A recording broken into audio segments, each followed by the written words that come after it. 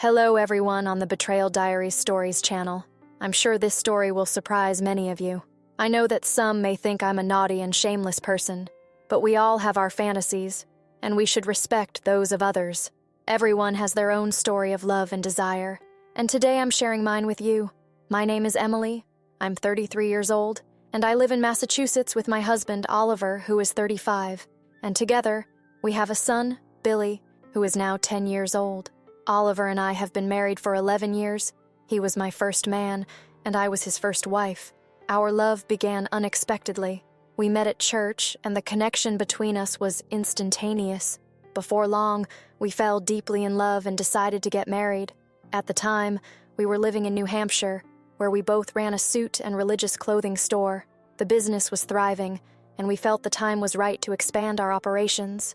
That's when we decided to join forces with a brother from our church, who also had a similar vision for growth. With this new partnership, we made the bold decision to move to Massachusetts in 2021. The move to the new city brought new opportunities and challenges, but also a great reward. The store quickly became a roaring success in the new city, and our hard work and dedication began to pay off. With the success of the business, Oliver was awarded a very prestigious religious position in our church. Although I don't want to name the exact position, I can say that he is highly respected and has a great influence on our Christian community. This new position was not only a recognition of Oliver's hard work, but also a reflection of the friendships and support we have cultivated over the years in the Christian community. Today, as we look back, we see that the decision to move to Massachusetts was a fundamental step in our lives.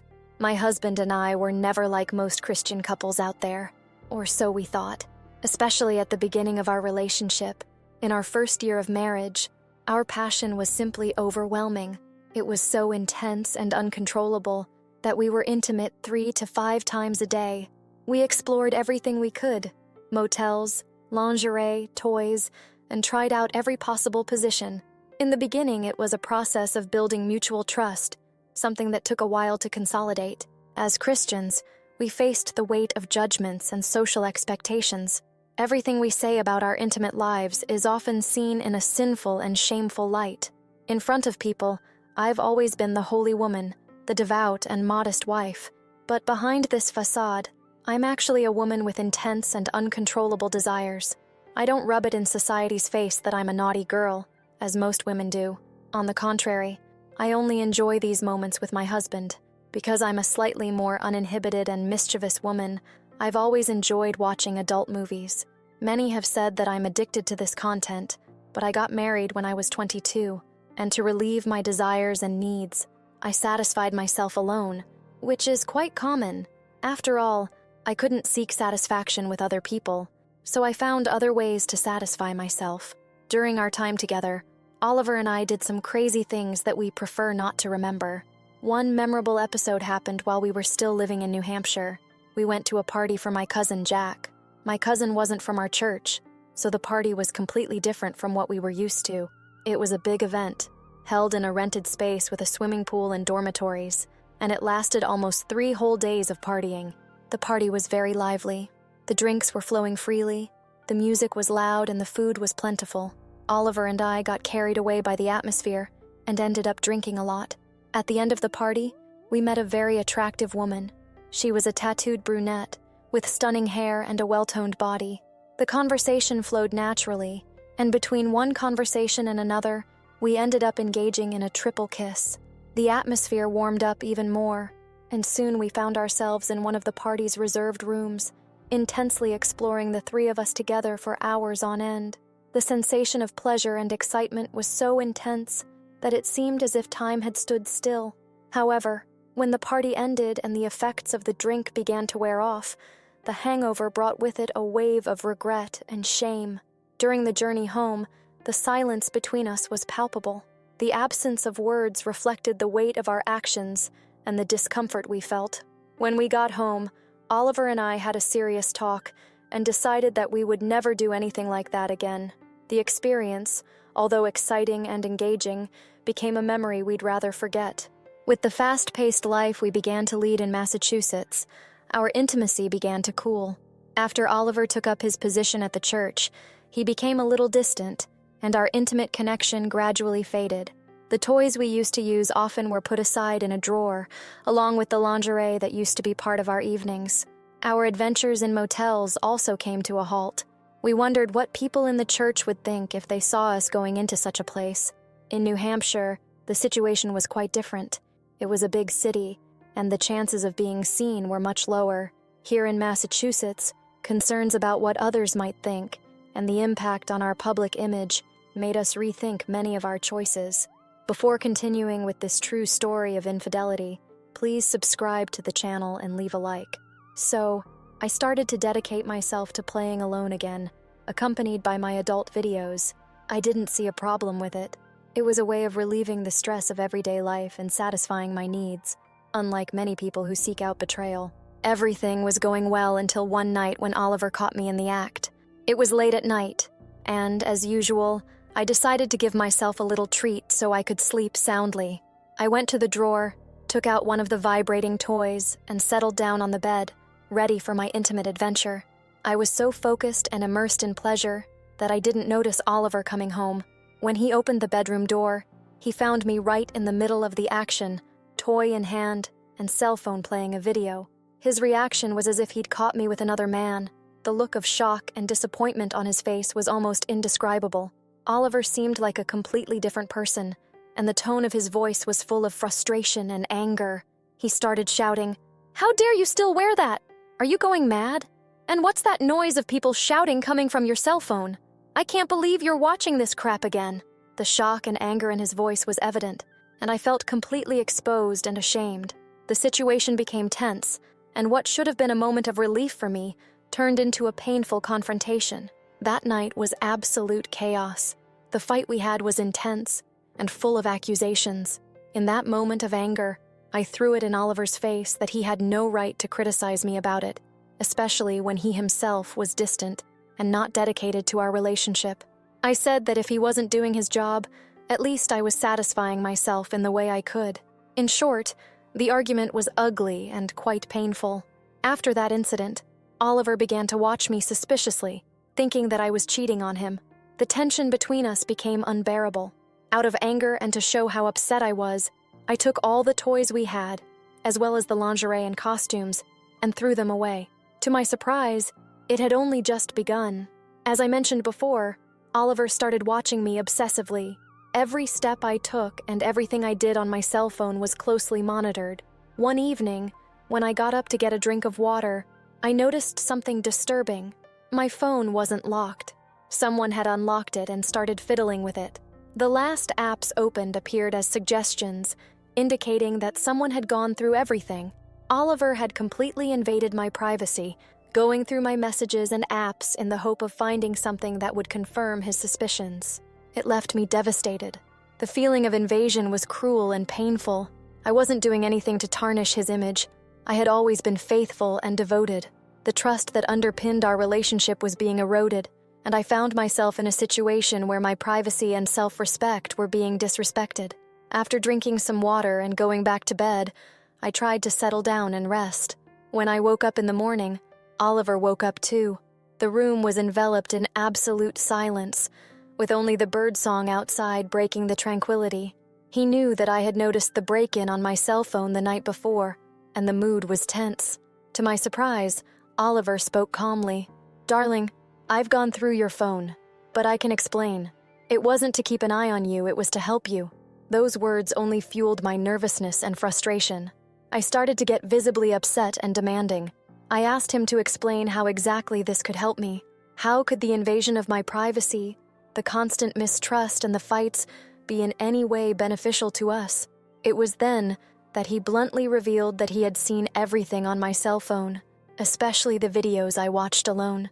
I felt a wave of anger wash over me at that moment, to the point where, for a brief moment, I seriously considered ending our marriage and taking our son far away from the whole situation.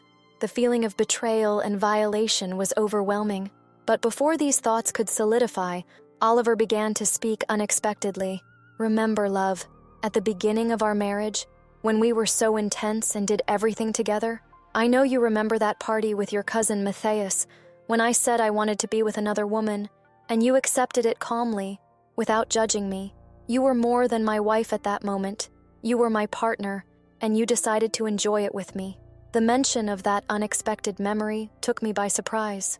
In the midst of anger and confusion, he was trying to connect the present with our past, bringing up an experience that, at the time, seemed part of our intense, boundless passion.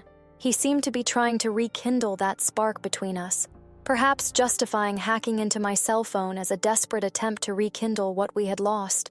I, still frustrated, continued to listen to him, but I couldn't ignore how hurt I was. Oliver, with a more serious tone, looked me in the eye and said that he had noticed a pattern in the videos I watched. He mentioned that they were always strong, handsome men with big tools, very different from what he had.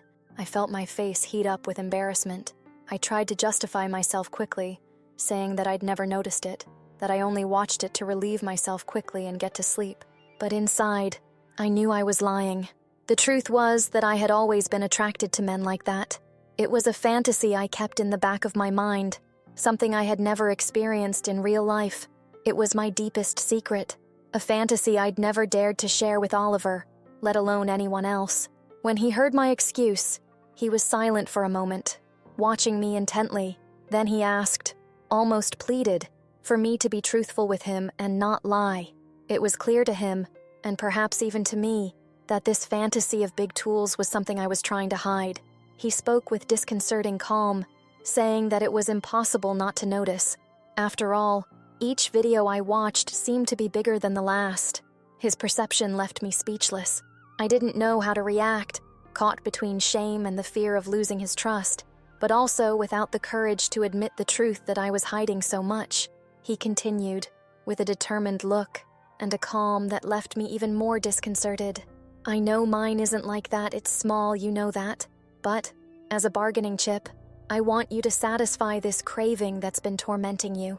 Just as I fulfilled my fantasy years ago with you and another woman, I want you to finally have the chance to be with a man the way you've always wanted. I want you to choose someone just like the ones in the videos you like so much. Take the one that catches your eye the most, the one that arouses your desire the most. His words hit me like a shock. I'd never imagined he'd say something like that. The proposal was unexpected, almost surreal. He was giving me the freedom to fulfill a fantasy that I had never dared to confess out loud, one that until then had been confined to the virtual world. Oliver, the man I had always known as dedicated, religious, and perhaps a little conservative, was now encouraging me to explore something that seemed forbidden. My heart raced, a mixture of emotions forming inside me. I was speechless. He watched me, waiting for my reaction, as the idea slowly seeped into my mind, bringing up all the fantasies I had harbored for a long, long time. I turned him down instantly, without a second thought. "That's insane," I replied, trying to stay calm. "Back then, we were both in it together, but now it's different. We've been married for years. We have a child, and you play an important role in the church. How can we even consider something like that?" Oliver stared at me, with a mixture of understanding and firmness. "I understand that things have changed," he said, his voice low and controlled. "But your desire, Emily, that desire you feel, has never changed. The opposite has happened. It has only intensified over time." I remained quiet, feeling the weight of his words. He continued without giving me time to react. "I'm not here to judge your desires. I know what you want, what you really want. So if it's something you need to explore, if it's something that can bring us closer as a couple, I'm willing to be there for you." I was shocked. I couldn't believe what he was saying. But before I could protest again, he suggested something even more unexpected. "What if it's not just you? What if it's both of us? We can do it together like we did before. Us, plus one other man. That way no one is left out, and we all enjoy it." My heart raced at the suggestion. The idea was daring, and while part of me wanted to refuse immediately, another part, the part that had kept these desires hidden for so long, couldn't help but feel a pang of curiosity. My husband's proposal was tempting and dangerous, bringing to the surface all those repressed desires that I had never thought of fulfilling. I was caught between the security of the life we knew and the temptation to explore something new and forbidden. After sitting in silence, rethinking everything I'd heard, I finally said, "Fine, I'll do it." but on one condition.